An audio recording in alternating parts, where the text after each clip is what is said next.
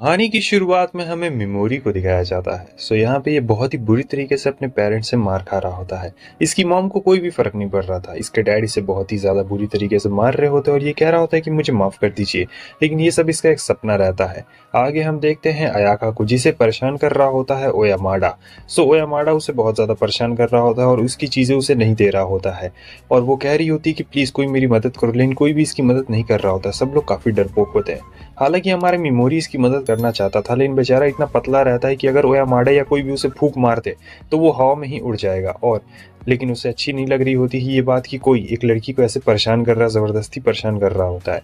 तो इसीलिए वो बहुत ज्यादा थक गया रहता है और फिर ओयामाडा से कहने लगता है कि प्लीज इसे परेशान करना बंद करो। लेकिन ओयामाडा का आप चेहरा देख सकते हैं कितना ज्यादा खूंखार लगता है, जैसे कि वो उसे खा ही जाएगा। और वही उसे डरा रहा होता है उल्टा। तब तक जो टाकुटू रहता है पीछे से कह रहा होता है कि ओयामाडा उसे परेशान करना बंद करो। ये क्लास का सबसे पॉपुलर लड़का रहता है और कहा जाए तो मॉनिटर भी रहता है। और जब ये उसे कह रहा होता है, ओयामाडा उसे कहता है लेकिन प्लीज, तब वो कहता है ओयामाडा मैंने कहा ना, मुझे इससे फर्क नहीं पड़ता, तुम मेमोरी के साथ कुछ भी करो लेकिन उससे माफी मांग लो। तो वो तुरंत ही अयाका से यहाँ पर माफी मांग लेता है। अब ये लोग सीट पर बैठ चुके रहते हैं। ये जानता था कि ये कुछ भी नहीं कर सकता था, लेकिन फिर भी इसने कम से कम कोशिश तो की रहती है। अचानक से ये लोग पहुंच गए रहते हैं कहीं और पे, जहाँ सब लोग हैरान रहते हैं। हमें दिखाया जाता है यहाँ पर एक लेडी को, जो कह रही होती है आप सभी का स्वागत है हमारे किंगडम में, आप सभी को यहाँ पे बुलाया गया है ताकि आप डीमन एम्पायर से लड़ सके। जब जब डीमन एम्पायर आता है हमारे किंगडम पे हमला करने के लिए, हम लोग हीरोज को समन करते हैं। और आज हमने आपको समन किया है। वो डीमन एम्पायर अब फिर से आ गया है। तो ये यहाँ पे गॉड रहती है और कह रही होती है कि आप सभी को हमारी मदद करने के लिए यहाँ पे बुलाया गया है। लेकिन तब ये लोग कहने लगते हैं कि आखिर हम लोग कहाँ पर आ गए हैं, कहीं ये हमारे साथ कोई प्रैंक तो नहीं ना हो रहा है। हमारी टीचर कहती है कि जरा एक बार गॉडेस की बात तो सुन लो। गॉडेस कहती है आपका शुक्रिया टीचर। मगर फिर यहाँ पर मेमोरी की नजर जारी होती है सभी लोग के ऊपर और वो देख रहा होता है क्या हम लोग सचमुच किसी और दुनिया में आ गए हैं। ये लोग कहने लगते हैं कि हम लोग तुम्हारी मदद क्यों करें, हमें हमारी दुनिया में वापस भेज दो। और ये बात कह रहा होता है किरीहारा, लेकिन वो कहती है कि देखो तुम लोग अपने दुनिया में वापस जाना चाहते हो, सिर्फ दो तरीके हैं। पहला तो तुम्हें डीमन एम्पायर को हराना पड़ेगा, तभी तुम लोग वापस जा सकते हो, या फिर तुम्हें उसके पास से एक बहुत ही वैल्यूएबल आइटम लाना होगा और जिसे इस नेकलेस में डालना पड़ेगा, तभी तुम लोग वापस जा सकते हो। वरना तुम लोग वापस नहीं जा सकते हो, समझे। हम लोग भी तुम्हें वापस भेजना चाहते हैं मगर अब तुम लोग वापस नहीं जा सकते हो। वो यमाडा कह रहा होता है कि ये सब क्या मजाक चल रहा है यहाँ पर, लेकिन जो गॉडेस रहती है उसके सामने झुक जाती है और कह रही होती है कि प्लीज आप हमारी दुनिया को बचा सकते हैं। तब अयाका कहती है कि मेरा एक सवाल है, हम लोग तो नॉर्मल इंसान है, आखिर हम लोग डीमन लॉर्ड से कैसे लड़ सकते हैं।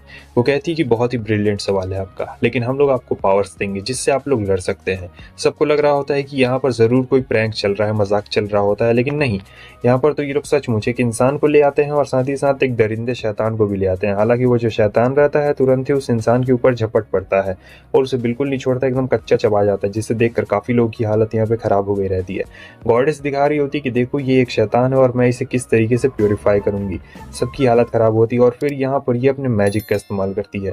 गॉडेस ने अपने मैजिक का इस्तेमाल किया रहता है और वहाँ पर उस शैतान को जला डाला रहता है। अब सबको यकीन हो गया रहता है। हालांकि बहुत लोग तो एकदम बेहोश हो गए रहते हैं ये सारा सिनेरियो देख के। वो लोग कहते हैं कि आ जाओ हम लोग तुम्हारा मैजिक टेस्ट लेंगे। तो यहाँ पर एक के बाद एक बहुत ही अच्छे अच्छे रैंक सबके निकल रहे होते हैं, लेकिन बीच में हमें दिखाया जाता है कि ओयामाडा का रैंक निकलता है और तब तक एक एस रैंक का मिल चुका रहता है जो कि रिहारा रहता है। वो कहता है कि ये बॉल टूट गया क्यों, तब वो बताती है कि तुम्हारा सबसे हाईएस्ट रैंक है जिसे एस रैंक कहा जाता है। और वो काफी ज्यादा खुश रहता है। इसके बाद अयाका का ही बॉल टूट गया रहता है, इसका मतलब वो भी एस रैंक है। तो काफी सारे एस रैंक ए रैंक बाहर निकल रहे होते हैं। अब बारी रहती है हमारे मेमोरी की। तो हमारे मेमोरी का जो लाइट रहता है वो एकदम नॉर्मल सा रहता है और बहुत ही डीम लाइट रहता है। तो वो पूछता है कि आखिर ये इतना ज्यादा लो क्यों है, लेकिन गॉडेस ध्यान नहीं देती और कहती है कि नेक्स्ट नेक्स्ट कंटेस्टेंट आओ। ये सोच रहा होता है कि ये मेरे ऊपर ध्यान क्यों नहीं दे रही है। उसके बाद हमें एक दिखाया जाता है बंदे को जिसका डार्क ऑरा चमक रहा होता है। गॉडेस कहती है कि एक डार्क हीरो पहले भी आया था और उसका भी, वो सबसे पावरफुल स्ट्रॉन्गेस्ट हीरो था, तो उसका भी ऐसा ही था। लेकिन अब यहाँ पे वो समझा रही होती कि किस तरीके से तुम लोग अपना एक्टिवेट कर सकते हो, तुम्हारा सिस्टम के बारे में उससे सारी बातें बता रही होती है और वो खास करके मेमोरी को इग्नोर कर रही होती है। हालांकि अब गॉडेस कह रही होती है कि हम लोग बहुत ही खतरनाक रिचुअल करने जा रहे हैं, तो मेमोरी को यहाँ पे आगे किया जाता है। वो कह रही होती है कि देखो तुम सबसे ज्यादा कमजोर हो और हमेशा ऐसा होता हुआ आया है कि जो सबसे ज्यादा कमजोर हीरो रहता है हम लोग उसे मौत की सजा सुनाते हैं। मेमोरी एकदम डर गया था कि एक तो मैं यहाँ पे अपनी मर्जी से आया नहीं हूँ और ये मुझे मारने के चक्कर में है। लेकिन ये कहती है कि रुको, हम लोग तुम्हें मारने नहीं वाले हैं क्योंकि ये काफी डिस्गस्टिंग तरीका है, तो हम लोग तुम्हें एक मौका देंगे, हम लोग तुम्हें रून्स में भेजेंगे और अगर तुम जिंदा बच के वापस आ जाते हो तो तुम्हारा स्वागत है, वरना तुम रून्स में ही मारे जाओगे। वो पूछता है क्या रून्स खतरनाक होती हैं।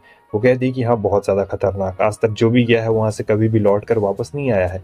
मेमोरी कहता है लेकिन मेरे पास भी मैजिक है मैं भी इस्तेमाल कर सकता हूँ, आप देखना चाहेंगे मेरी मैजिक? तब वो कहती है कि जो मैजिक तुम्हारे पास है वो किसी भी काम का नहीं है, क्योंकि जो तुम्हारा मैजिक है वो बहुत ही ज़्यादा लो है और तुम किसी भी काम के नहीं हो। लेकिन मेमोरी उसे समझाने की कोशिश करता है कि मैं इतना भी ज़्यादा बेकार नहीं हूँ, और समझने की कोशिश कर रहा होता है कि आखिर यहाँ पर ये सब हो क्या रहा है। वो कहती है कि देखो मैं ये सब खुद से नहीं करना चाहती हूँ, लेकिन ये सब हमारा रिचुअल है, और सच कहूँ तो तुम एक ई रैंकर हो, तुम एकदम फेलियर हो, तुम किसी भी काम के नहीं हो। वो समझाने की कोशिश करता है, लेकिन उसके दोस्त कह रहे होते हैं कि अब चलो भी मेमोरी, चले जाओ यहाँ से। तब तक यहाँ पर याशु आता है। याशु उसकी मदद करने के लिए आया था, ऐसा मेमोरी को लगता है, क्योंकि मेमोरी ने भी पहले याशु की मदद की रहती है। मगर जो याशु रहता है उल्टा उसे कहने लगता है कि तुम्हारी हिम्मत कैसे हुई, मैं तुमसे पावरफुल हूँ समझे, और हाँ तुम मुझे सर कह के बुलाओगे, मुझे मेरे नाम से नहीं बुलाओगे, अब चलो जाओ, मरने के लिए चले जाओ। मेमोरी को यहाँ पे बहुत ज़्यादा गुस्सा आता है, क्योंकि सब लोग उसका मजाक उड़ा रहे होते हैं। इसे यहाँ पर एक मैजिकल बैग भी दिया जाता है और कहा जाता है कि जाओ वापस जाओ। लेकिन तब तक ये कह रही होती कि नहीं हमें ऐसा नहीं करना चाहिए, सिर्फ अयाका ही प्रोटेस्ट कर रही होती है और गॉडेस को कह रही होती कि नहीं ये चीज़ बिल्कुल भी अच्छी बात नहीं है। लेकिन जब गॉडेस नहीं मान रही होती उसके बाद तब अयाका कहती कि बस बहुत हो गया। फिर गॉडेस आती और उसे मार कर बेहोश कर देती है, क्योंकि गॉडेस रहती उससे बहुत ज़्यादा पावरफुल है और अयाका चाह के भी कुछ नहीं कर सकती थी। मेमोरी बस देख रहा होता है कि कैसे उसके जो साथी है, और गुस्से में ये पैरालाइज स्किल का इस्तेमाल कर देता है, कहता है कि पैरालाइज। और यहाँ पर हमें दिखाया जाता है कि इसका स्किल गॉडेस के ऊपर काम नहीं करता है, क्योंकि उसके पास एक परमानेंट शील्ड रहती है और कहती है कि तुम काफ़ी रूड हो, तुम्हें तो मरना ही डिजर्व करना चाहिए।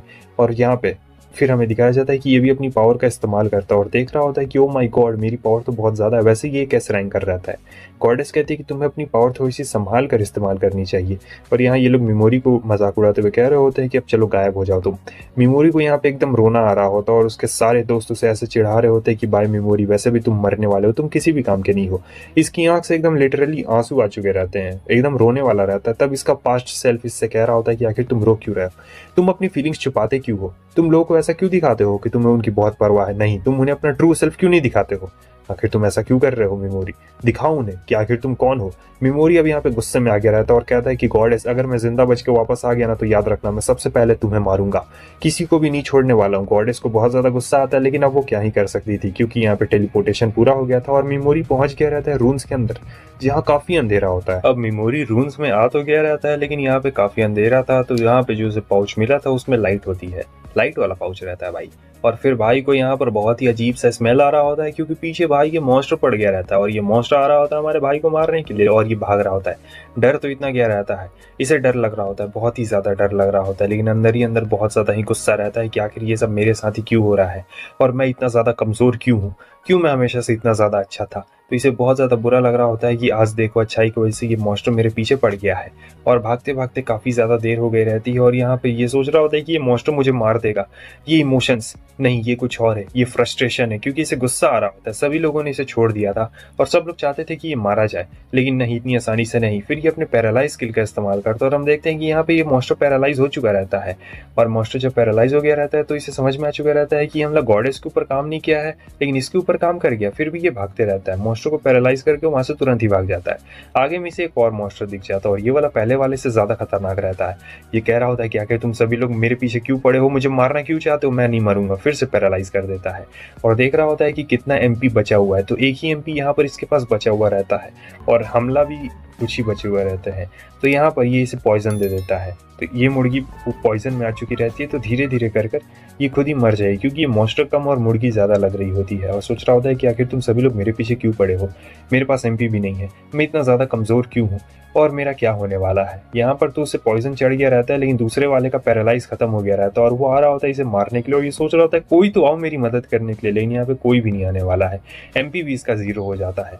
फिर याद आ रहा होता है कि कैसे सभी लोग चाहते हैं कि ये मारा जाए, एकदम पेनफुल डेथ। तब इसे काफ़ी गुस्सा आता है मेमोरी को और कह रहा होता है कि मैं नहीं छोड़ूंगा, किसी को भी नहीं छोड़ूंगा, जो भी मेरे सामने आएगा। तो आओ चलो मौत का खेल शुरू करते हैं, देखते हैं कौन जिंदा बचेगा और कौन यहाँ पे मारा जाएगा। मेमोरी पैरालाइज स्किल का इस्तेमाल करता है वापस से उसी मॉन्स्टर के ऊपर, ले फिर सिस्टम उसे बताता है कि आप एक स्किल का इस्तेमाल दोबारा नहीं कर सकते हैं। तो वो यहाँ पर कंफ्यूज हो जाता है और सोच रहा था कि मैं क्या करूँ। तब तक उसे समझ में आता है और वो यहाँ पे स्लीप स्किल का इस्तेमाल करता है। स्लीप स्किल का इस्तेमाल करने से वो मॉन्स्टर सो गया रहता है, फिर वो पॉइजन का इस्तेमाल कर देता है। हालांकि इसका एमपी कम हो गया था और जो दूसरा मॉन्स्टर था वो मर गया था, तो इसका एमपी वापस आ चुका था क्योंकि इसने लेवल अप कर लिया था। यहाँ पे बहुत सारे मॉन्स्टर्स आ जाते हैं। वो सोच रहा होता है कि मैं इन सारे मॉन्स्टर्स को कैसे हराऊंगा, क्योंकि एमपी भी कम होते जा रहा होता है। तो ये सारे मॉन्स्टर्स को पैरालाइज करते जा रहा था और जितने कोई पैरालाइज कर रहा था फिर उन्हें पॉइजन दे दिया करता था। तो धीरे धीरे कर एक एक करके सारे मॉन्स्टर्स यहाँ पे मरते जा रहे होते हैं और उसका लेवल काफ़ी ड्रेस्टिकली इंक्रीज होता जा रहा होता है। वो बहुत बार ऐसा कर रहा होता है, इसका लेवल 300 के आसपास में चला गया रहता है इतनी जल्दी, और सोच रहा था कि मैं इतनी आसानी से हार तो बिल्कुल भी नहीं मानने वाला हूँ। हालांकि इसने पूरा एकदम कंट्रोल पा लिया रहता है और देखता है कि एमपी पहले से बहुत ज़्यादा बढ़ चुका है और लेवल भी एकदम इंक्रीज हो गया रहता है। 350 पे पहुंच गया रहता है इसका लेवल, और फिर 500 पे पहुंच गया रहता है। फिर सोच रहा होता है कि चलो सबको उड़ा देता हूँ, लेकिन तब तक हम देखते हैं वो मॉन्स्टर काफ़ी ज़्यादा डरपोक होते हैं और यहाँ से दुम दबा के भाग जाते हैं। फिर मेमोरी यहाँ पर कुछ सामान को इकट्ठा कर रहा होता है मरे हुए इंसानों से, लेकिन उसे यहाँ पे भूख लग चुकी रहती है। अब सोच रहा था कि मैं क्या खाऊं, तब उसे मॉन्स्टर की याद आ जाती है। अब वो मॉन्स्टर को मार तो दिया था, लेकिन अब खाने की कोशिश कर रहा होता है, लेकिन खा नहीं पा रहा था। तब सोचता है मैं इसकी आंख तो खा सकता हूँ, क्योंकि आंख काफी ज्यादा सॉफ्ट होती है, लेकिन वो बहुत ही एसिडिक था और ये खा नहीं पाता है। सोचता है मैं भूख से तो अब यही मर जाऊंगा, लेकिन जो बैग उसे मिला हुआ रहता है वो अचानक से ग्लो करने लगता है। तो वो तुरंत ही बैग के पास जाता है और देख रहा होता है कि आखिर इसमें क्या है, कुछ खाने के लिए है क्या। फिर इसे मिलता है कोक और खाने के लिए कुछ चिप्स भी मिलते हैं और सोच रहा होता है कि चलो ये मेरे लेवल का खाना है। अब खाना खा लेने के बाद ये बहुत सारे मॉन्स्टर्स को वापस से मारने के लिए जाता है। हालांकि हमारा मेमोरी इन मॉन्स्टर्स को नहीं मारना चाहता था, वो कभी भी किसी को नहीं मारना चाहता था, लेकिन क्या किया जा सकता है, परिस्थिति कुछ ऐसी आ गई है कि इसे सबको मारना पड़ रहा है। और इसका लेवल बहुत ही तेजी के साथ यहाँ पे बढ़ता जा रहा होता है। एमपी एचपी के साथ सारी चीजें बढ़ती जा रही होती है। एक आंख से आंसू आ जाते हैं क्योंकि ये नहीं मारना चाहता था। इसे अपना बचपन का याद आ जाता है कि इसके डैड जब इसे टॉर्चर किया करते थे तब ये मारना चाहता था लेकिन मार नहीं पाता था। फिर एक दिन क्या होता है कि इसके अंकल आंटी से आ जाते हैं लेने के लिए, और फिर उन्होंने इसे बताया था कि आखिर प्यार क्या होता है, और उन्होंने ही इसे बड़ा किया था। और तब से ये एकदम अच्छा बन गया है, मतलब किसी को ऐसे भी मारना नहीं चाहता था, लेकिन अब इसने एक्सेप्ट कर लिया है कि जो बुरा है वो बुरा है और मैं उसे मार कर ही रहूंगा, कोई भी नहीं बचने वाला। अगर कोई मेरे साथ बुरा करेगा तो मैं उसे बिल्कुल नहीं छोड़ूंगा। ऐसे इसका माइंडसेट बन गया रहता है। तो जो भी मॉन्स्टर आता है ये सभी को मारते जाता है और आगे बढ़ता है। आगे बढ़ता है तो देखता है कि एक दरवाजा है, वहां पर की रहती है, लेकिन इसे अपना माना डालना पड़ता है। तो ये अपना माना डालता है तो अंदर देखता है कि यहाँ 2 एडवेंचर्स है और इनकी मौत हो गई है भूख के कारण। देख रहा होता है कि आखिर इनके पास क्या क्या सामान है। तो इसे सामान में यहाँ पर एक स्टोन्स का बैग मिलता है और ये बैग बहुत ही ज़्यादा कीमती होता है। तो वो बैग लेके चला जाता है और कहता है मुझे माफ़ करना, ये 25th फ्लोर पे आ गया रहता है। फिर वहाँ पे देखता है कि ये कौन है, यहाँ पर कोई और बंदा रहता है और हमें दिखाया जाता है एक लेटर लिखा हुआ रहता है जिसका नाम रहता है, इसका नाम एंगलिन रहता है और ये वही डार्क हीरो है जिसके बारे में गॉडेस ने हमें बताया था। तो ये फॉर्मर डार्क हीरो, और इसने पत्र में ये लिखा हुआ रहता है कि किस तरीके से गॉडेस ने इसका इस्तेमाल किया था और फिर इसे यहाँ मरने के लिए छोड़ दिया। इसका मतलब इस दुनिया में कोई भी अच्छा नहीं है और इस दुनिया में सब के सब बुरे हैं। हालांकि एंगलिन ने यहाँ पर बहुत सारी चीज़ें छोड़ी हुई रहती है जो कि मेमोरी की काफ़ी ज़्यादा काम आते हैं। जैसे कि पहला ये स्पेल बुक, ये स्पेल बुक उसके बहुत ज़्यादा काम आएगा क्योंकि इसमें कुछ मैजिक लिखा हुआ रहता है, तो ये पढ़ सकता था उन मैजिक्स को। और भी बहुत सारी चीज़ें होती है, लेकिन एक मैप भी मिलता है इसे, और वो मैप को ये पढ़ नहीं सकता था क्योंकि ये मैप बहुत ज़्यादा अलग रहता है और कुछ लिखा हुआ रहता है। फिर उस बुक में लिखता है कि 100 लीटर से बच के रहना। इसे समझ में नहीं आता है कि आखिर ये 100 लीटर है क्या। वो ध्यान से पढ़ता है तो उसे पता लगता है कि 100 लीटर की वजह से ही हीरो की मौत हुई थी और ये दरवाजा ढूंढता है। हालांकि दरवाजा में चाबी चाहिए रहता है तभी ये रूम से बाहर निकल सकता है, और शायद वो 100 लीटर ही इसकी चाबी है। इसे काफी डर लग रहा था कि डार्क हीरो एंगलिन जब वो 100 लीटर को नहीं हरा पाया तो मैं किस तरीके से हरा पाऊंगा। हालांकि मैंने अपने स्टैट्स बहुत ज्यादा बढ़ा लिए हैं, लेकिन फिर भी मुझे काफी ज्यादा डर लग रहा है कि मैं उस 100 लीटर को हरा पाऊंगा कि नहीं, और पता नहीं वो कैसा दिखता है। तो फिर ये फाइनली जाकर देख रहा होता है कि आखिर 100 लीटर कैसा दिखता है। वो हमला करने की कोशिश भी करता है, लेकिन 100 लीटर ने वापस से हमला कर दिया था।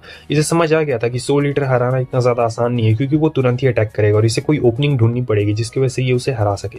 तो यहाँ जो हमें 100 लीटर को दिखाया जाता है, ये 100 लीटर काफी ज्यादा खतरनाक रहता है और ये सोच रहा होता है कि अब मुझे क्या करना चाहिए। आगे हम देखते हैं कि वो 100 लीटर खुद चलने लगता है, दीवार तोड़कर बाहर आने लगता है क्योंकि वो इसे फंसाना चाहता था और मारना चाहता रहता है हमारे मेमोरी को। आगे रूम के बाहर में हमें एक लड़की को दिखाया जाता है जो कुछ लोगों से बच के यहाँ पे भाग रही होती है और सोचती है कि ये जगह छुपने के लिए बहुत ही ज्यादा अच्छी है।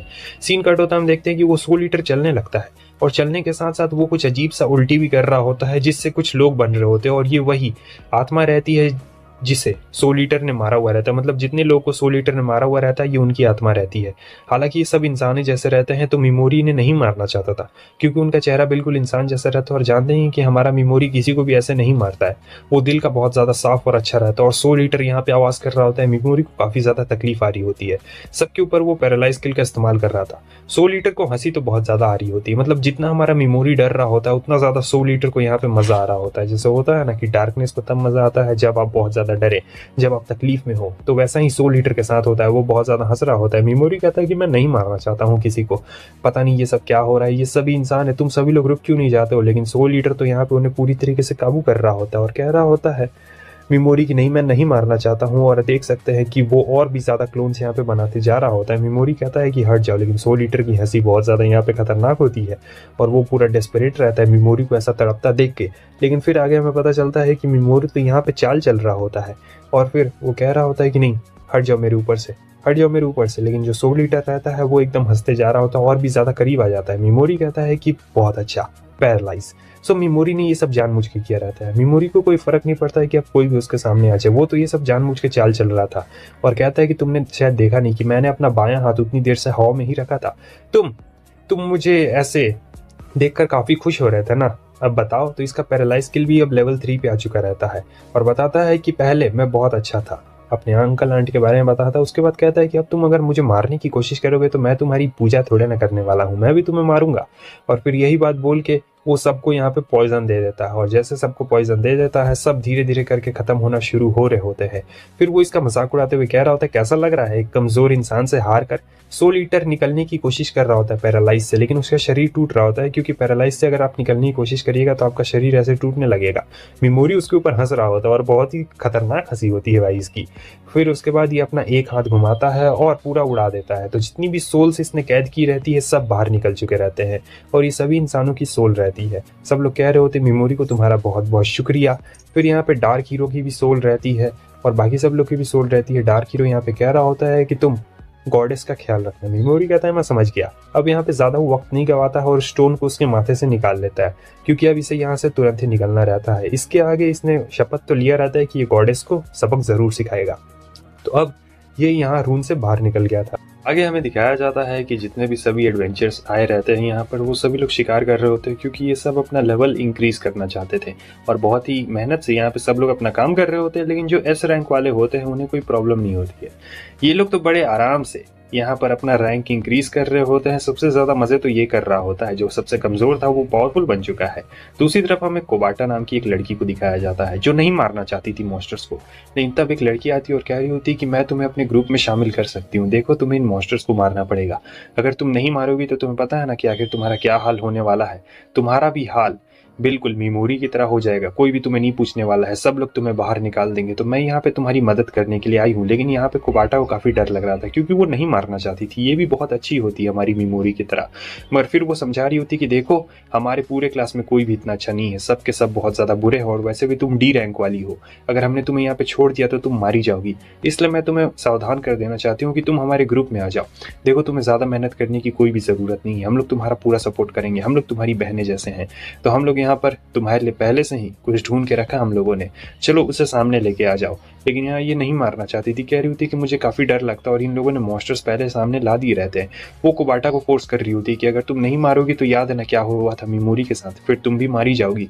अब कोबाटा के पास यहाँ पे और कोई भी रास्ता नहीं बचता है क्योंकि उसे याद है कि कैसे सब लोग मिमोरी के खिलाफ चले गए थे और कोई भी तो इनकी क्लास में अच्छा होता नहीं है सिर्फ अयाका को छोड़ के। तो अब इसके पास ना चाहते हुए भी वो लड़की इसकी मदद करती है और उस मॉन्स्टर को मरवा देती है। हालांकि ये लड़की उसकी मदद करती है ताकि गॉडेस इसे ना मारे। अब इसने मार दिया रहता है, इसे काफी ज्यादा बुरा लग रहा होता है क्योंकि ये किसी भी क्रिएचर को नहीं मारना चाहती थी। जब किसी ने नुकसान नहीं पहुंचाया तो हम लोग क्यों नुकसान पहुंचाए। इसे याद आता है कि कैसे एक बार बिल्ली मुसीबत में थी, कोई भी इसकी मदद नहीं कर रही थी इस बिल्ली की, लेकिन तब मिमोरी आता है और उस बिल्ली की मदद करता है। इसे अभी भी याद रहता है और सोच रही थी कि मुझे माफ करना मिमोरी, मैं उस वक्त भी कुछ नहीं कर पाई और अभी भी मैं कुछ नहीं कर पाई। सीन यहाँ से कट हो जाता है, हमें अयाका को दिखाया जाता है जिसे होश आता है और इसके पेट में बहुत जोर से दर्द कर रहा होता है। इसे कुछ याद नहीं होता है लेकिन फिर अचानक से याद आता है कि क्या हुआ था, कि गॉडेस ने कैसे इसे मारा था। उसके बाद ये गॉडेस के पास आ जाती है जहाँ गॉडेस रो के कह रही होती कि प्लीज आप मुझे इसके लिए माफ कर दीजिए, ये हमारा रिचुअल था तो हम लोग इसमें कुछ भी नहीं कर सकते थे। अयाका को लेकिन बिल्कुल भी उसकी बातों पर विश्वास नहीं हो रहा था। तब ये कहती है कि जब तुम इतने दिनों से सो रही थी तब तुम्हें पता है कि तुम्हारे दोस्त क्या कर रहे हैं, वो लोग हंटिंग पे गए और अपना लेवल बढ़ा रहे हैं। और यहाँ भी मुझे माफ करना लेकिन हमें अपने रिचुअल को पूरा करना पड़ेगा। जो भी हीरो हंटिंग में फेल हो जाएगा या फिर मॉन्स्टर्स को नहीं मार पाएगा, हमें उनके साथ भी वही करना पड़ेगा जो हमने मिमोरी के साथ में किया था। लेकिन अयाका को ये बात बिल्कुल भी अच्छी नहीं लगती और कह रही होती है कि नहीं आप ऐसा नहीं कर सकती है। वो कहती है कि देखो तुम्हारी बात अलग है, तुम लोग एस रैंक हीरोज हो और एस रैंक हीरोज काफी ज्यादा वैल्यूएबल होते हैं तो तुम लोग की बात अलग है। अयाका यहाँ पे एक प्रस्ताव रखती है कि अगर उनके बदले मैं काम पूरा कर देती हूँ तो आप उन्हें पनिशमेंट नहीं देंगी।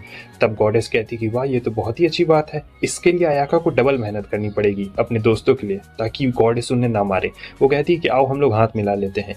ये दोस्ती का हाथ आगे बढ़ा रही होती है, गॉडेस कहती है कि ठीक है, फिर वो उससे हाथ मिला लेती है। हाथ मिलाने के बाद जब अयाका वापस जाती है बाहर में, तब उसे समझ आता है कि गॉडेस के हाथ तो बहुत ज़्यादा ठंडे हैं, जैसे कि एकदम। सीन यहाँ पे फिर से चेंज होता है, हमें उसी लड़की को दिखाया जाता है जो भाग रही थी यहाँ पर कुछ बंदों से, और वो काफ़ी तेज़ी के साथ भाग रही होती है, लेकिन अब यहाँ पर ये काफ़ी ज़्यादा थक गई रहती है, इसलिए ये फैसला करती है कि मैं नहीं छोड़ूंगी इन्हें। और ये लोग सोच रहे होते हैं कि वो कहाँ तक भागेगी, वैसे भी वो भाग कहाँ तक सकती है, क्योंकि ये लोग तो बड़े आराम से उसे ढूंढ ही लेंगे और एकदम पूरा रेडी रहते हैं।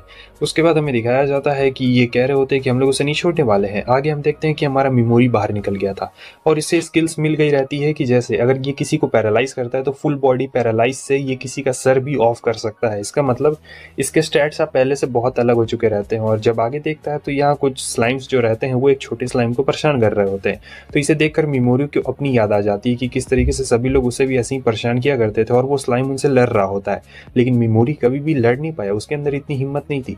हालांकि मेमोरी को यहाँ पे अब बहुत ज़्यादा गुस्सा आ रहा होता है, तो वो पैरालाइज कर देता है सभी को और फिर जाकर कहता है कि मैं तुम लोग से पैरालाइज ऑफ कर रहा हूँ। तो वो सबका पैरालाइज ऑफ कर देता है उस छोटकू वाले को छोड़ के, तो सब लोग भाग गए रहते हैं।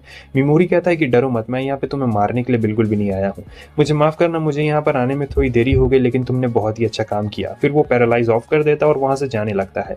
लेकिन हमें दिखाया जाता है कि वो जो छोटकू स्लाइम रहता है वो हमारा मेमोरी का पीछा कर रहा होता है। मेमोरी थोड़ा सा पलट के भी देख रहा होता है कि क्या ये मेरा पीछा कर रहा है, तो हाँ वो उसका पीछा कर रहा होता है। तब मेमोरी को पता लग गया रहता है कि अच्छा तुम भी मेरी तरह एक आउटकास्ट हो, आ जाओ हम लोग दोनों साथ में चलते हैं। दूसरी तरफ हम देखते हैं कि ये लोग आराम से बैठे हुए रहते हैं। मेमोरी कहता है कि देखो मेरा अपना कुछ पर्सनल दुश्मनी है, तो मैं नहीं चाहता हूँ कि तुम उस दुश्मनी में पढ़ो।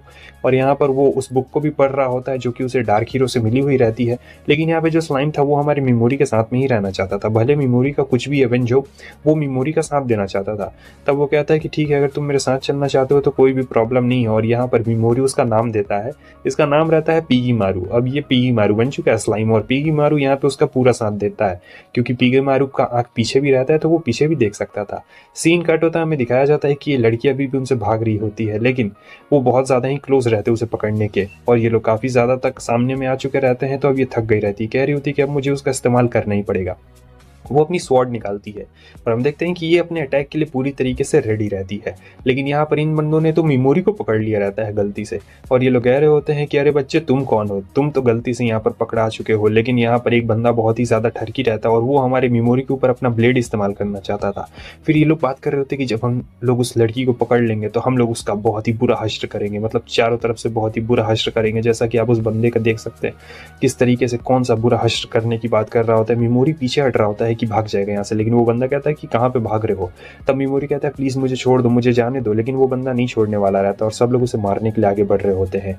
मेमोरी काफ़ी ज़्यादा यहाँ पे डर गया रहता है, लेकिन अब बस बहुत हो गया। तो वो अपने पैरालाइज स्किल का इस्तेमाल करता है और कहता है कि बस बहुत हो गया, तुम लोग छोटे मोटे कीड़े, तुम्हें क्या लगता है कि तुम लोग मुझे मार सकते हो, मैं तुम लोग को नहीं छोड़ने वाला हूँ, बस अब बहुत हो गया, मैंने बहुत अच्छा बन लिया, बहुत अच्छा बनने का नाटक कर लिया, अब किसी को भी नहीं छोड़ूंगा, वैसे भी तो मैं इंसानों को मार ही सकता हूँ। सबकी फट के हाथ में आ गई रहती है कि आखिर ये बच्चा क्या बातें कर रहा है।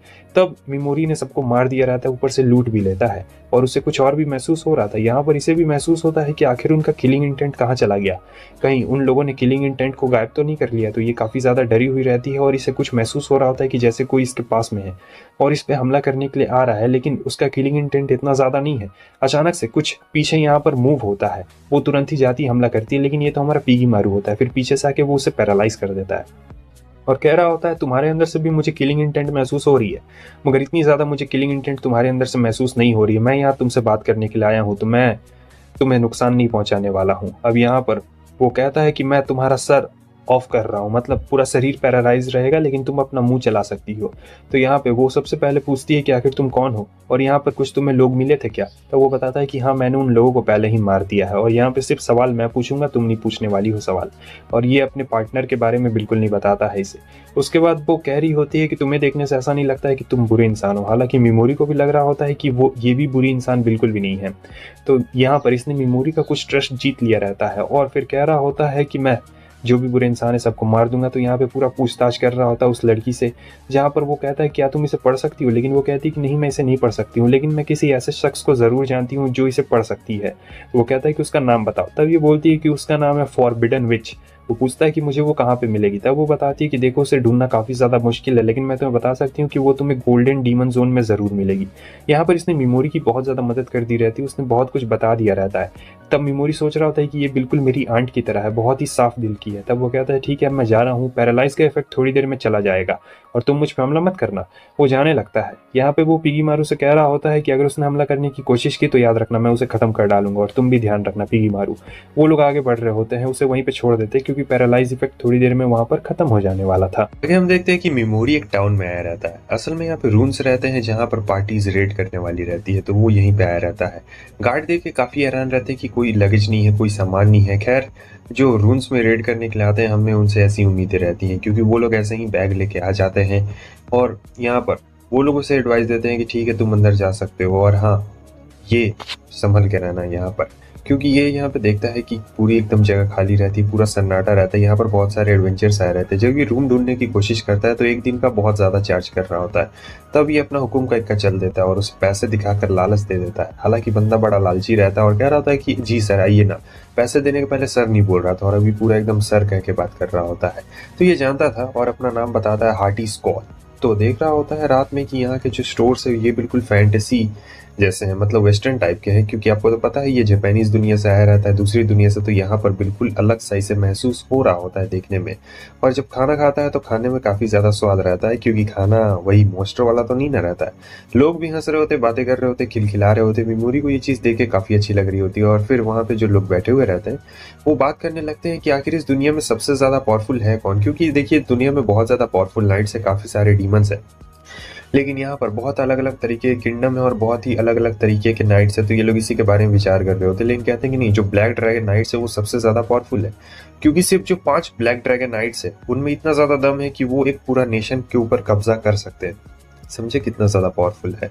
यहाँ पर ये पिगी मारू के लिए भी खाना लेके आया रहता है और फिर पढ़ रहा होता है कि मुझे कोई ऐसा चाहिए जो इस फॉरबिडन स्पेल को पढ़ सके मेरे लिए। तो यहाँ पे पिगी मारू का इवोल्यूशन के बारे में भी देखता है और साथ ही साथ देख रहा होता है कि अगर मैं डंजन में रेड करने के लिए जाऊंगा तो वहां मुझे काफी चीजें मिलेंगी। उन लोगों की बातें भी उसे याद आ रही होती है कि डंजन में रेड होने वाला है, तो शायद मुझे भी वहां पर जरूर जाना चाहिए, कुछ ना कुछ तो लगेगा ही। अगले दिन ही वो चला गया रहता है, तो रेड के लिए बहुत सारे लोग आए रहते हैं और यहाँ पर बातचीत हो रही होती है कि देखिए हम सब टीम में जाएंगे, और हाँ, एक कप के लिए यहाँ पर लड़ाई होने वाली थी। मतलब लड़ाई नहीं होगी, ऐसा रहता है कि जिसे भी सबसे पहले वो कप मिलेगा वो उसी का हो जाएगा, जरूरी नहीं है कि पूरे टीम में ही कप ये बांटा जाएगा। तो इस तरीके से इसे रखा गया रहता है और काफी ज्यादा रिवॉर्ड्स भी रखे गए रहते हैं। यहाँ पर बहुत सारी चीजें यहाँ पे रहती है। मिमोरी को काफी फायदा दिख रहा होता है, अगर वो सबसे पहले जाएगा तो उसे किसी के साथ प्राइस शेयर करने की कोई भी जरूरत नहीं पड़ने वाली है।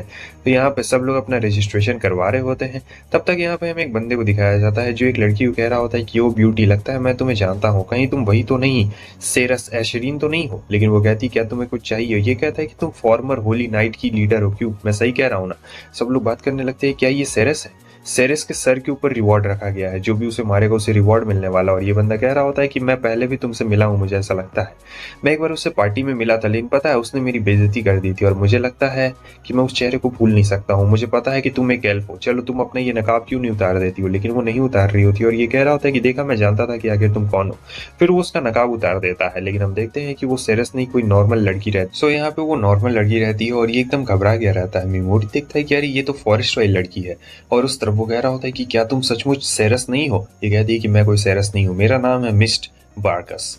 और फिर वो एकदम घबरा गया रहता है, कह रहा होता है कि ऐसा नहीं हो सकता है, और बेइज्जती हो गई रहती है तो वहां से भाग चुका रहता है। आगे हम देखते हैं कि ये दोनों साथ में चल रहे होते हैं। हालांकि मिमोरी ज्यादा ध्यान नहीं दे रहा होता है, तभी वो उसे टोक देती है और कहती है कि जंगल में तुमने मेरी मदद की थी, इसके लिए तुम्हारा बहुत बहुत शुक्रिया। लेकिन यहाँ मिमोरी कहता है कि इसमें शुक्रिया कहने वाली कोई भी बात नहीं है।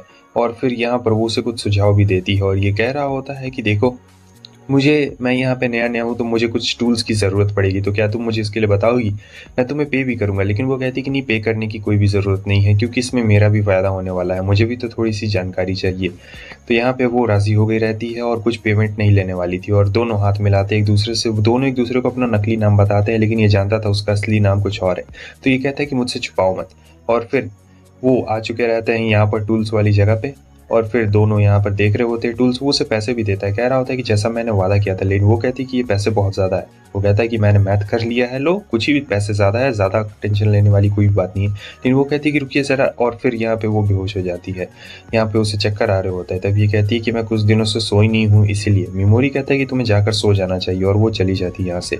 उसके बाद पिगी मारू निकलता है। मिमोरी कहता है कि क्या, लगता है हमें रेड पे चलना चाहिए। सो वो लोग यहाँ पे रेड के लिए आ चुके रहते हैं, डंजन में देख रहे होते हैं कि क्या होने वाला है। तब तक कुछ लोग चिल्लाते हुए वहां से भाग रहे होते हैं। मिमोरी को समझ में नहीं आता, वो लोग कह रहे होते हैं कि वो मॉन्स्टर पावरफुल है, और फिर हमें एक मॉन्स्टर को दिखाया जाता है। हालांकि वो पैरालाइज का इस्तेमाल करता है, मॉन्स्टर के ऊपर एक चाकू भी मार देता है, ताकि सबको ऐसा ना लगे कि कोई यहाँ पर मैजिक का इस्तेमाल करता है। जब कुछ लोग वहाँ वापस आते हैं तो देखते ये मॉन्स्टर मारा कैसे, क्योंकि उसके ऊपर तो चोट का कोई निशान ही नहीं है।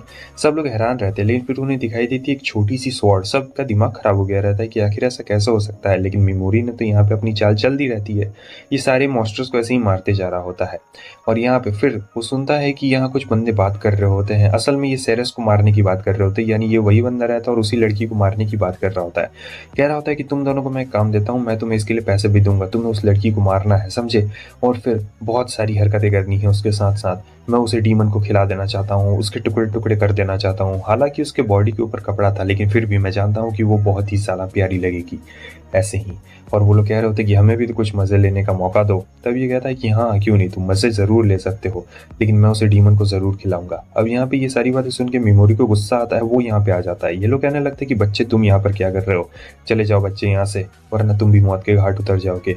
सो मिमोरी यहाँ पर कहने लगता है कि ओ प्लीज़ प्लीज़ मुझे आप माफ़ कर दीजिए, ये मेरी गलती है। लेकिन फिर उसके बाद क्या था, वो बंदे ऐसा लग रहा होता है कि इसके ऊपर हमला करने के लिए आता है, तो वो पैरालाइज का इस्तेमाल कर देता है और कहता है कि मैं बहुत ज़्यादा बदल चुका हूँ, शायद मेरे फादर की वजह से मैं पहले से बदल गया हूँ। ये यहाँ पे उन्हें पैरालाइज कर देता है और साथ ही साथ पॉइजन भी दे देता है, और कहता है कि थोड़ी देर में काम तमाम हो जाएगा। लेकिन वो बंदा कह रहा होता है कि तुम्हें क्या लगता है मैं तुम्हें नहीं छोड़ने वाला हूँ। लेकिन मिमोरी कहता है कि इसके लिए तुम बचोगे तब ना, क्योंकि वहाँ पे मॉन्स्टर्स उन्हें पहले ही खाने के लिए आ जाते हैं। मिमोरी तो हंस रहा होता है क्योंकि मज़ा आ रहा था। आगे जब ये बढ़ता है तो बहुत सारे मॉन्स्टर्स को मार देता है। फिर उसे कुछ आवाज़ आती है, ये सोने के लिए चला जाता है थोड़ी देर के लिए, जहाँ पर पीगी मारू इसका ख्याल रख रहा होता है। तो सो के उठ गया रहता है। अब जाने का वक्त इसका आ गया रहता है ताकि डंजन में और एक्सप्लोर कर सके। आगे हम देखते हैं इसे एक एडवेंचरर का ग्रुप मिलता है जो बता रहे होते हैं कि डंजन में कुछ अलग ही हो रहा है, मतलब मॉन्स्टर्स अचानक से मर रहे हैं, और हमें लगता है कि यहाँ पर ज़रूर कुछ ना कुछ बुरा दुर्घटना यहाँ पर जरूर घटी। एडवेंचर्स कह रहे होते हैं कि तुम भी हमारे साथ क्यों नहीं आ जाते हो, हम चाहते हैं बाकी एडवेंचर्स को भी इसके बारे में इन्फॉर्म करते हैं। सो मिमोरी कहता है कि ठीक है, मैं आपकी तारीफ करता हूँ और मैं भी आपके साथ में चलूंगा। लेकिन यहाँ पर तो ये दूसरी जगह पे आ गया रहता है जहाँ पर इसे कप मिल गया रहता है, और देखता है कि यार ये क्या, मैं ही सबसे पहले हूँ। तो कप के पास एक ड्रैगन होता है। अब जिसने भी एनिमी या फिर बहुत सारे कॉमिक्स पढ़े होंगे उसे पता रहेगा कि ये ड्रैगन जरूर हमला करेगा, इसलिए वो पहले ही पैरालाइज स्किल का इस्तेमाल कर देता है। उसके बाद पॉइजन स्किल का भी इस्तेमाल कर देता है। हालांकि वो ड्रैगन कहाँ ही टिकने वाला था इसके सामने, और वो ड्रैगन तो खत्म हो गया रहता है। सो पिगी मारू को यहाँ पर कुछ महसूस हो रहा होता है और वो मिमोरी को बताता है। तो जैसे वो पीछे मुड़ता है तो देखता है कि ये आ चुकी रहती है। वो कहती है कि मुझे लगा था सभी लोग यहाँ से चले गए हैं, तो मैं सबसे पहले कप के पास आ जाऊंगी। मिमोरी कहता है अच्छा तुम्हें कप की जरूरत है क्या, अगर तुम्हें कप की जरूरत है तो तुम इस कप को ले सकती हो। लेकिन वो कहती है कि नहीं नहीं नहीं, आखिर मैं इस कप को कैसे ले सकती हूँ, तुमने इसे पहले ढूंढा है। मिमोरी कहता है कि देखो मुझे इसकी ज़्यादा ज़रूरत नहीं है, तो इसे चाहो तो तुम ले सकती हो। लेकिन वो कहती है कि मैं क्या पेमेंट दूँ इसके बदले में, क्योंकि ये कप 300 गोल्ड के बराबर है और मेरे पास इतने ज़्यादा पैसे नहीं है, आखिर तुम्हें क्या चाहिए। लेकिन वो कहता है कि देखो तुम ज़्यादा टेंशन मत लो, तुम जाकर सो जाओ, क्योंकि तुम्हारी आंखों के नीचे डार्क सर्कल्स हो रहे हैं। लेकिन वो कहती है कि नहीं, ये मेरे ऑनर के खिलाफ है, मैं कुछ ना कुछ तो इसके बदले में ज़रूर दूंगी, फ्री में नहीं लेने वाली। मिमोरी बताता है तो मैं कप के पीछे नहीं पड़ा हुआ था, मुझे तो यहाँ पर कुछ और चाहिए, यहाँ इसके अंदर में एक डीमन है और मुझे उसे मारना है।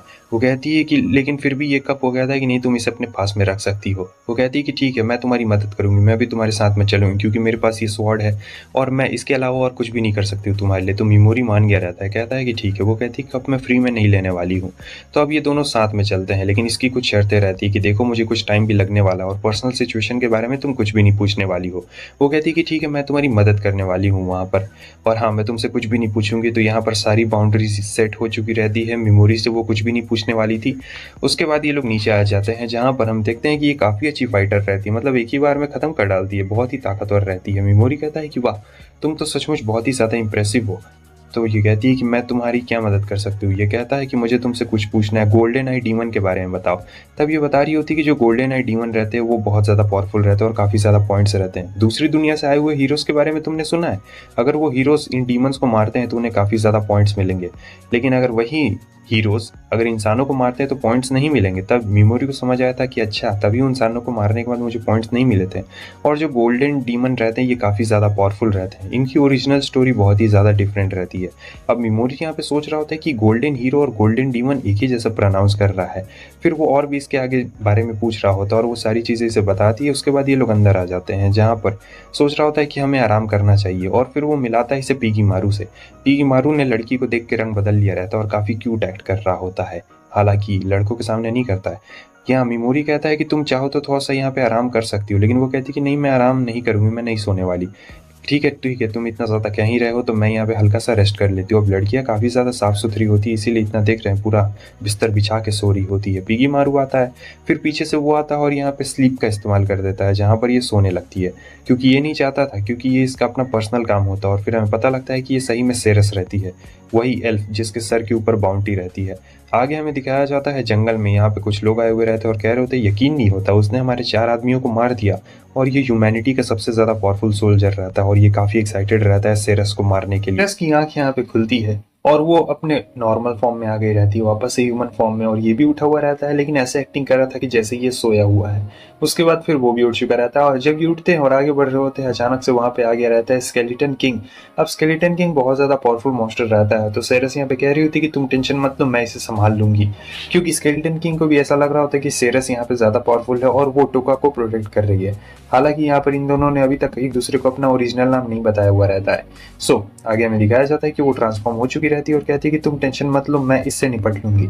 मगर टोका कहता है कि ये काफी ज्यादा पावरफुल लग रहा है, लेकिन ये इतना भी ज्यादा पावरफुल नहीं है। तो टोका अपने पैरालाइज स्किल का इस्तेमाल करता है, जिसे देख के सेरस काफी ज्यादा हैरान हो चुकी रहती है कि आखिर ये कैसे हो गया, और फिर पॉइजन से उसे मार भी देता है। सेरस बहुत ज्यादा हैरान हो चुकी रहती है और वो कहता है तो मैं तो इसी की तलाश कर रहा था, क्योंकि यहाँ पर इसे बहुत ज्यादा काम रहता है। पीगी मारू कहता है कि वहां पर कुछ और भी है, वो उसे इशारा दे रहा होता है। वो जाकर देखता है तो वहां एक अंडा रहता है जो कि अलग रहता है। आगे हमें दिखाया जाता है अयाका और बाकी सभी लोगों को। तो यहाँ पर वो स्केलेटन मॉन्स्टर सारे होते काफी ताकतवर रहते हैं, लेकिन किसी भी तरीके से ये लोग उस मॉन्स्टर को हरा देते हैं। अयाका यहाँ पे अपने 2 साथियों को बचा लेती है, क्योंकि इन लोग को किसी की फिक्र नहीं रहती है, खास करके इसे किसी की फिक्र नहीं रहती, ये तो सबको उड़ा देगा जो भी इसके रास्ते में आएगा। आगे हम देखते हैं कि सेरस कप लेके बाहर आ चुकी रहती है और टोका पतली गली से यहाँ निकल लेता है। तब तक सेरस उसके पास में आती है और कह रही होती है कि तुम्हारा बहुत बहुत शुक्रिया। वो कहता है कि नहीं, शुक्रिया का नहीं, कोई बात नहीं है। फिर बता रही होती कि कब के लिए मुझे इनाम देने के लिए बुलाया गया है और कल मैं वहां पे जाऊंगी, तो एक दिन के लिए मैं अभी भी रूम रेंट लेके रहूंगी। तो टोका उससे कहता है ठीक है, आज रात तुम मेरे कमरे में आ जाना। तो वो रात में उसके कमरे में आ चुकी रहती है, जहाँ पे टोका कहता है कि तुम्हारा बहुत बहुत शुक्रिया, लेकिन वो कहती है कि नहीं नहीं, तुम्हारा बहुत बहुत शुक्रिया, तुमने मेरी बहुत मदद की। और फिर वो बता रहा होता है कि देखो, मुझे गोल्डन डीमन जोन में जाना है, जिसके लिए मुझे तुम्हारी मदद की जरूरत पड़ेगी, तो मैं चाहता हूँ कि तुम मेरी मदद करो, इसके लिए मैं तुम्हें पैसे देने के लिए तैयार हूँ। लेकिन वो बताती है कि मुझे यहाँ जाना है और अगर मैं इस रास्ते से भी जाती हूँ तो टाइम लग सकता है। वो कहता है कि चिंता मत करो, मैं इसके लिए तुम्हें अच्छी तरीके से कंपनसेशन दूंगा और बात छुपाने की जरूरत नहीं है, मुझे पता है जब तुम सोई थी तब। तो वो उसे बता देता है कि मुझे पता है तुम एक एल्फ हो, और ये बात वो मान भी लेती है। कहती है कि हाँ, मैं एक एल्फ हूँ, और अपने बारे में सारी चीजें बता रही होती है और अपने असली रूप में आ चुकी रहती है। तो टोका सोचता है छुपाने से कोई भी फायदा नहीं होगा, तो टोका भी यहाँ पे उसे अपना असली नाम बता देता है कि उसका नाम हार्टी नहीं है, उसका नाम टोका है, लेकिन पब्लिकली वो उसे हार्टी कहे कि ही वो लाएगी। और सेरस भी यहाँ पर उसे अपना नाम बता देती है और कहती है ठीक है, मैं तुम्हारी मदद करूंगी। तो वो उसे एक ड्रैगन स्टोन देता है, जो कहती है कि ये बहुत ज्यादा कीमती है, लेकिन टोका की नज़रों में ये ज़्यादा कीमती बिल्कुल नहीं रहता है। वो कहता है अरे नॉर्मल सा स्टोन है, तुम इसे रख सकती हो, क्योंकि ये स्टोन ऐसे नॉर्मल मार्केट में सर्कुलेट नहीं होता, इसकी कीमत बहुत ज़्यादा रहती है। टोका कहता है कि तुम रख लो, ये तुम्हारा मनी है, तुम इसे रख लो, मैं नहीं लेने वाला हूँ इसे। तो वो कहती है कि ठीक है, अगर ऐसी ही बात है तो। टोका फिर उसे बता रहा होता है कि मुझे तुम्हारी मदद की ज़रूरत पड़ेगी, तो कल के लिए ये लोग टाइम डिसाइड कर लेते हैं कि कब, कहाँ पे और कितने बजे वहाँ पर आना है। आगे हमें दिखाया जाता है कि ये लोग जब खाना खा रहे होते हैं अगले दिन, तो सब कह रहे होते हैं कि देखो, उस लड़की को एक नया बॉयफ्रेंड भी मिल गया इतनी जल्दी। टोका कहता है कि उनकी बातों पर ध्यान बिल्कुल ही मत दो, क्योंकि वो लोग तो ऐसे ही बात करते रहते हैं। यहाँ पर टोका को फॉरबिडन स्पेल के बारे में इस्तेमाल के बारे में पता लगता है, जहाँ पर उसे ये लग रहा होता है कि फॉरबिडन स्पेल का इस्तेमाल इसलिए नहीं किया जाता है क्योंकि गॉडेस को उससे नुकसान पहुंच सकता है। इसका मतलब मुझे उन स्पेल्स को सीखना पड़ेगा जिससे मैं गॉडेस को आराम से हरा सकूंगा। तो अब उसके जाने का वक्त आ चुका रहता है सेरेमनी में। तो यहाँ सेरेस कहती है ठीक है, 1 घंटे बाद हम लोग यहीं पे मिलेंगे। और ये कहने के बाद दोनों अपने अपने रास्ते चले जाते हैं और आगे हमें दिखाया जाता है ये सेरेमनी में रहती है, जहाँ पर ये काफ़ी घबराती है क्योंकि यहाँ पर एक बंदा आ गया था।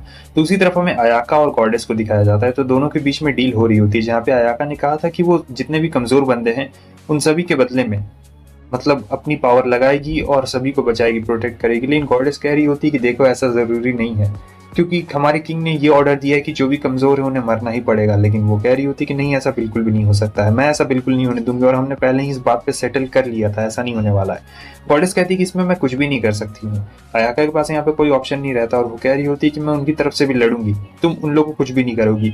गॉडेस कहती है मतलब सिर्फ यही एक रास्ता, हम लोग कुछ नहीं कर सकते, हमें उन्हें मारना पड़ेगा जो कमज़ोर है। तब अयाका कहती है कि ठीक है, मैं उन्हें पर्सनली ट्रेन करूंगी।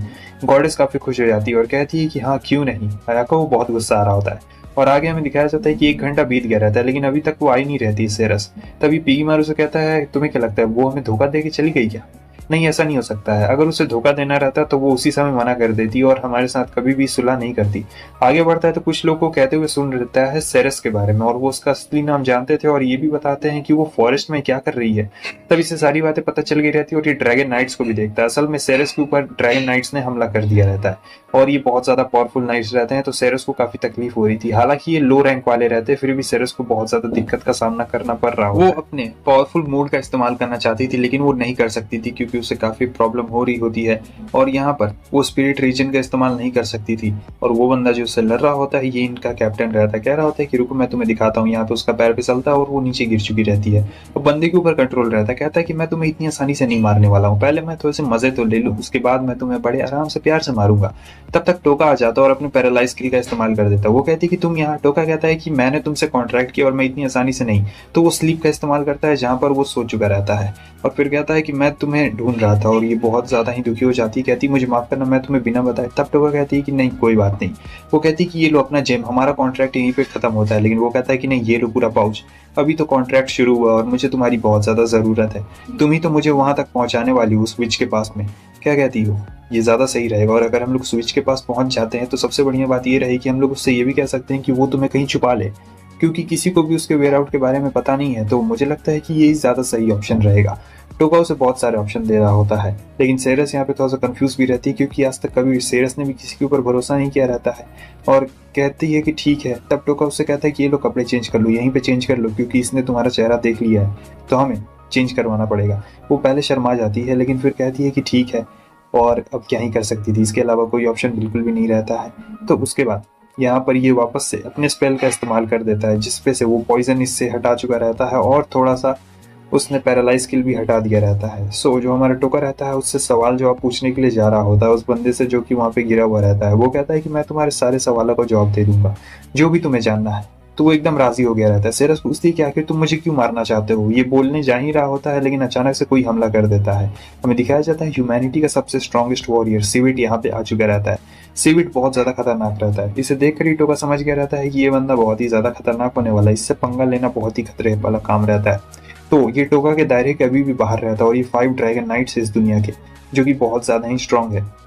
सो अब ये लोग किंग के बारे में बता रहे होते हैं। असल में जो किंग रहता है ये बहुत ज्यादा ठरकी रहता है, और जो किंग है वो सेरस को बहुत ज्यादा पसंद करता है, और किंग नहीं चाहता था कि कोई भी सेरस को हाथ लगाए सिवाय उसके अलावा। इसीलिए वो सेरस को अपने पास कैद में रखना चाहता है। मतलब वो लोग उसे सारी बातें बता देते हैं कि किस तरीके से किंग एक नंबर का ठरकी इंसान है और वो तुम्हें बिल्कुल भी अपने से दूर नहीं होने देना चाहता। वो तो तुम्हें अपनी सारी दौलत दे देगा। और जब ये बात सेरस को पता चलती है तो उसे बहुत ज्यादा दुख लगता है। सिविट की टीम कह रही होती है कि ओहो क्या हो गया बेचारी के साथ, लेकिन फिर भी वो खड़ी रहती है और कहती है कि तुम लोग ये बकवास की बातें बंद करो। लेकिन सिविट यहाँ पे कह रहा होता है कि देखो मैं तुम्हारी जान बख्श सकता हूँ लेकिन मैं बख्शूंगा नहीं, तुम चुपचाप हमारे साथ क्यों नहीं चलती हो? तुम अगर हमारे साथ चलोगी तो ये ज्यादा आसान रहेगा, और हाँ मैं आराम से अपना काम भी पूरा कर लूंगा। क्या कहती हो इसके बारे में? लेकिन वो नहीं आ रही होती है, और जो हमारा सिविट रहता है वो ज्यादा इंटरेस्टेड रहता है हमारे टोका में। तब उसके साथी कहते हैं क्यों? तब वो बताता है कि देखो ये जो बंदा है ये जानता है कि हम लोग कौन है। टोका जानता था कि ये बंदा बहुत ज्यादा पावरफुल है, सोल ईटर से भी काफी ज्यादा पावरफुल है, और फिर वो सिविट के सामने में आता है और अपना नाम हार्टी स्कोल बताता है जो कि नकली नाम रहता है, और भी बहुत सारे गलत इन्फॉर्मेशन दे रहा होता है। लेकिन सिविट भाप सकता था कि कौन झूठ बोल रहा है कौन सच बोल रहा है, और वो बता देता है कि देखो तुम्हारे पास अपने कुछ सर्कमस्टेंसेज होंगे, लेकिन देखो तुम 5 ड्रैगन नाइट्स को भी देखकर बिल्कुल भी नहीं कांपे हो, इसका मतलब तुम में कुछ अलग है और तुम मुझसे झूठ क्यों बोल रहे हो, तुम्हें ऐसा झूठ बिल्कुल भी नहीं बोलना चाहिए। तब टोका समझ चुका रहता है कि ये बंदा झूठ को भाप सकता है, तो मुझे झूठ बिल्कुल भी नहीं बोलना चाहिए, मेरे पास और कोई चॉइस नहीं है। तो फिर ये आगे बढ़ जाता है और कहता है मैं जानता हूँ कि तुम एक बहुत ही पावरफुल बंदे को ढूंढ रहे हो, तुम मुझसे लड़ना चाहते हो, डेथ मैच करना चाहते हो, तो गॉडेस के बारे में क्या ख्याल है। तब सिविट कहता है कि नहीं, हम दोनों की रिलेशनशिप अच्छे हैं, मतलब दोनों कंट्रीज के, तो हम लोग नहीं लड़ सकते हैं। वैसे मैं गॉडेस में इंटरेस्टेड नहीं हूँ, लेकिन गॉडेस ने जो बाहर से हीरोज बुलाए हैं मैं उनसे लड़ने में काफी इंटरेस्टेड हूँ, क्योंकि उनके पास ब्लेसिंग्स है। और सेरस, तुम हमारे साथ क्यों नहीं चलती हो, तुम हमारे साथ चलोगी तो हमारा काम और ज्यादा आसान हो जाएगा, हमें ज्यादा निपटने की जरूरत नहीं पड़ेगी। लेकिन सेरस यहाँ पे नहीं जाना चाहती थी, क्योंकि सेरस का भी गॉडेस के साथ कुछ पंगा रहता है, इसलिए सभी लोग उसके पीछे पड़ चुके रहते हैं। टोका सोच रहा होता है कि अब मैं क्या करूँ, कुछ ना कुछ तो मुझे यहाँ पे करना ही पड़ेगा। टोका यहाँ पे उसे कह रहा होता है ठीक है, तुम एक बहुत ही ताकतवर बंदे के साथ लड़ना चाहते हो। तो टोका अपनी असलियत बता देता है कि मेरा नाम टोका है और मैं बाहरी दुनिया से हूँ, गॉडेस ने मुझे बुलाया है। वो पूछता है तो तुम बाकी सब लोग से अलग क्यों हो। तब ये कह रहा होता है कि वो इसलिए क्योंकि मेरी पावर्स अलग है। असल में तो ये फ्रैंक का रहता है, लेकिन इसने ये नहीं बोला रहता है कि मैं फ्रैंक का हूँ, इसने ये कहा रहता है कि मैं अलग हूँ, मेरी पावर्स अलग है। सिविट सुन के हैरान हो जाता है, कहता है क्या तुम स्पेशल हो, इसलिए तुम अकेले ट्रैवल कर रहे हो यहाँ पर गॉडेस के साथ। तब तो ये देखने में बहुत ज्यादा ही मजा आएगा, और तुम दूसरे वर्ल्ड से हो। टोका कहता है कि मैं तुम्हें मार कर रहूंगा। सिविट को बहुत ज्यादा ही मजा आता है। टोका कहता है लेकिन मुझे इसके लिए कुछ टाइम चाहिए, मैं पावर अप होना चाहता हूँ। तो वो कहता है ठीक है, तुम पावर अप होना चाहते हो तब तुम मुझसे डेथ मैच कर लेना, लेकिन अभी हमें सेरस को दे दो, हमें इसे लेके जाना है, और तुम अगर जाना चाहो तो तुम जा सकते हो। वैसे तुम गॉडेस के साथ क्या करोगे। तब बताता है हमारा टोका कि मैं गॉडेस को बिल्कुल नहीं छोड़ूंगा, मैं उसे मार दूंगा और तुम्हें भी मार दूंगा। सिविट को बहुत अच्छा लगता है, कह रहा होता है ठीक है, तुम अगर इंप्रूव होना चाहते हो तो मैं तुम्हारा इंतजार करूंगा, लेकिन इस सेरस को हमें दे दो। वो अगर हमारा टोका कहता है कि नहीं, मैं सेरस को नहीं दे सकता हूँ, क्योंकि सेरस ही मुझे वहां तक पहुंचाएगी जहाँ पे मुझे जाना है, और मैं पावर गेन करना चाहता हूँ, तो इसके लिए मुझे सेरस की जरूरत पड़ेगी। सिविट कहता है कि ठीक है, तुम बहुत फनी हो, जाओ मैं तुम दोनों को माफ करता हूँ। और फिर उसका साथी कहता है मगर हमें ऐसा नहीं करना चाहिए। तब वो काफी ज्यादा गुस्सा हो चुका रहता है और कहता है चुप रहो वरना मैं तुम्हें मार दूंगा। और ठीक है, हम लोग चलते हैं यहाँ से, तो तुम जाओ, मैं तुम्हारा इंतजार करूंगा। और फिर यहाँ पर ये मौका देखता है, क्योंकि वो उसके रेंज में आ चुका रहता है और इसे भी समझ में आ चुका रहता है, लेकिन तब तक ये इस्तेमाल कर देता है पैरालाइज और पॉइजन का। तो वहां पर उसके सारे साथी एकदम पैरालाइज और पॉइजन हो चुके रहते हैं। टोगा को यहाँ पे थोड़ा डर लग रहा होता है, लेकिन जो सिविट रहता है इतनी आसानी से हार नहीं मानने वाला था। भले ही उस पर पॉइजन का इस्तेमाल हो गया रहता है, फिर भी वो बंदा खड़े होने की कोशिश कर रहा होता है। बंदे में इतना दम रहता है कि उसने अपने हथियार भी ले लिया रहता है और वो फेंकने की भी कोशिश कर रहा होता है, लेकिन वहां पे फेंक नहीं पा रहा होता है। टोका समझ चुका रहता है कि ये बंदा सोल ईटर से बहुत ज्यादा पावरफुल है और उसे ह्यूमैनिटी का सबसे स्ट्रॉन्गेस्ट सोल्जर क्यों कहा जाता है। और तब तक वहां पे और भी ज्यादा ड्रैगन नाइट्स आना शुरू हो चुके रहते हैं। जो छोटे मोटे रहते हैं ना, वो सारे नाइट्स आना शुरू हो चुके रहते हैं। सिविट कहता है कि उस पर दूर से ही हमला करो, क्योंकि सामने जाओगे तो वो अपनी स्किल का इस्तेमाल कर देगा तुम्हारे ऊपर। तो सिविट यहाँ पे सभी को समझा चुका रहता है, लेकिन किसी को भी ज्यादा कुछ समझ नहीं आता है। टोका यहाँ पे पहले से प्रिपेयर रहता है, तो यहाँ पे वो हमारे पीगी मारू के साथ एकदम रेडी रहता है। ये उसकी न्यू पावर रहती है। यहाँ पे ये कुछ शूट नहीं करने वाले हैं, ये पीगी मारू उसके सामने जाता है ताकि टोका अपने पॉइजन और पैरालाइज स्किल का अच्छी तरीके से इस्तेमाल कर पाए। तो यही उसका एक नया स्किल रहता है जो कि बहुत ज्यादा खास रहता है टेंटिकल से। सिर्फ इतना ही नहीं रहता है, उसका लेवल अप हो चुका रहता है, वो किसी को अंधा भी कर सकता था, साथ ही साथ किसी की आवाज छीन सकता था। जैसा पूरा एकदम लेवल अप हो रहा होता है, बहुत सारे लोग यहाँ पे मारे जाते हैं, उसका पूरा एकदम खतरनाक लेवल। टोगा का लेवल अप जैसे देख सकते हैं कि यहाँ पर बहुत ज्यादा होता है और फाइनली उसने सभी को हरा दिया रहता है, लेकिन ये अभी भी सिविट हारता नहीं है।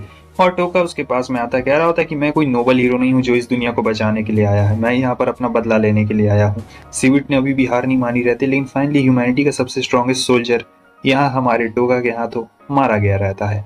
अब रात हो चुकी रहती है और वो कहता है तुम्हारा बहुत बहुत शुक्रिया, तुम भागी नहीं थी। सेरस कहती है कि मैं तुम्हें छोड़ के कहीं भी नहीं जाने वाली हूँ, तुमने मेरी जान बचाई है और मैं ऐसे बिल्कुल नहीं चाहूंगी।